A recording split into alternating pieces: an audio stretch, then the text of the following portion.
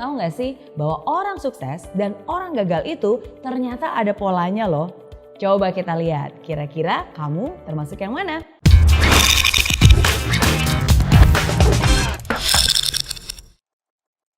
Apakah kamu ingin sukses? Pastilah, siapa juga yang gak pengen sukses? Sukses dalam karir, sukses dalam pendidikan, sukses dalam hubungan, sukses dalam bisnis, sukses dalam segala hal. Walaupun definisi sukses setiap orang pasti berbeda-beda. Namun tahu gak sih bahwa orang sukses dan orang gagal itu ternyata ada polanya loh. Coba kita lihat, kira-kira kamu termasuk yang mana? Yang pertama, orang sukses selalu mencari bagian dari jawaban. Dia itu bagian dari solusi masalah. Pikirannya kreatif, pikirannya unik dan selalu cari cara, selalu cari jalan. Sedangkan orang gagal jangankan mencari solusi masalah, justru biasanya dialah yang menjadi bagian dari penyebab masalah. Bikin problem, bikin runyam, bikin keributan. Hal kedua, orang sukses selalu mau belajar. Mereka terbuka terhadap segala macam informasi baru dan mereka itu mau menyerap bagaikan spons. Orang gagal biasanya mereka merasa sudah pintar. Ya, merasa sok pintar. Nggak butuh informasi. Ya, udah tahu. Itu tuh yang biasanya selalu keluar dari mulut mereka. Gak heran kan, kebanyakan orang macam ini justru berpikiran sempit karena segala informasi bukannya terserap malah terpental sama mereka. Hal ketiga, orang sukses selalu melihat atau menemukan peluang di setiap masalah. Mau seburuk apapun pasti ada hal baik yang bisa diambil. Bahkan di kondisi jelek pun tetap aja ada hal positif yang bisa ditemukan.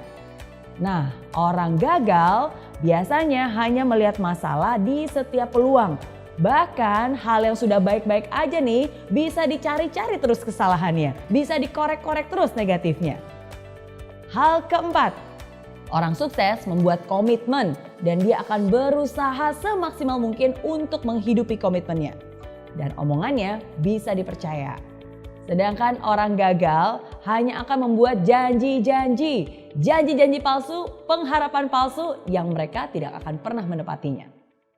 Hal kelima, orang sukses selalu proaktif mencari peluang untuk melakukan sesuatu yang bermanfaat.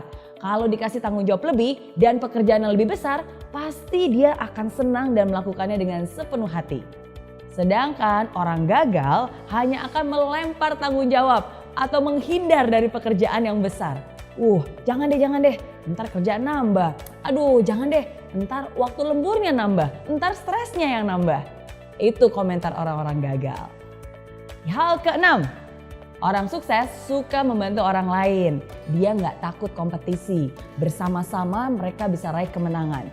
Karena orang sukses yakin bahwa kesuksesan itu bisa dicapai dengan lebih mudah bila dilakukan bersama-sama.